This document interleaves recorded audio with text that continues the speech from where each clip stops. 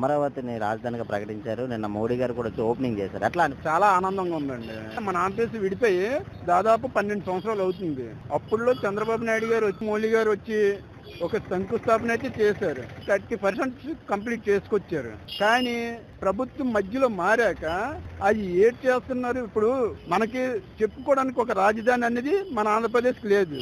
మీ రాజధాని ఏది, మీకు అక్కడ సౌకర్యం ఎలాగుంది, ఎవరి దగ్గరికి వెళ్ళాలనేది ఎవరు చెప్పలేకపోతున్నారు. 3 రాజధానుల కన్నా ఒక రాజధాని ఉండడం బెస్ట్ అంటారా? చాలా బెస్ట్ అండి. అలాగనే ఒక రాజధాని నుంచి అన్ని ఏరియాలు డెవలప్మెంట్ అయినట్టు చదువుకున్న వాళ్ళు ఉన్నారు, ఐటీ చేసిన వాళ్ళు ఉన్నారు, డిగ్రీ చేసిన వాళ్ళు ఉన్నారు, ఇంజనీర్లు ఉన్నారు. పలానా ఏరియాకి వెళ్ళాలంటే మన రాష్ట్రం దాటి వెళ్ళడం వస్తుంది ఎక్కడికి వెళ్ళినా. అదేదో మన రాష్ట్రాన్ని పలానా రాజధాని పలానా దగ్గర అమరావతిలో ఉందేనని అక్కడికి వెళ్ళిపోతే ఇప్పుడు 3 రాజధానులు అంటే ఎలాగుంటాయంటే అండి, ఇక్కడ ఒక సౌకర్యం దొరుకుతుంది. ఇంకో దగ్గరికి వెళ్ళాలంటే ఇక్కడి నుండి వెళ్ళాలంటే చాలా ఇబ్బంది పడాలా. పలానా ఏరియాలో రాజధాని ఉంది అని అంటేనే కదా ఆ ఏరియాకి ఒక పెట్టుబడి వచ్చిన అవకాశాలు ఉంటాయండి. ఎవరైనా గుర్తొస్తారు.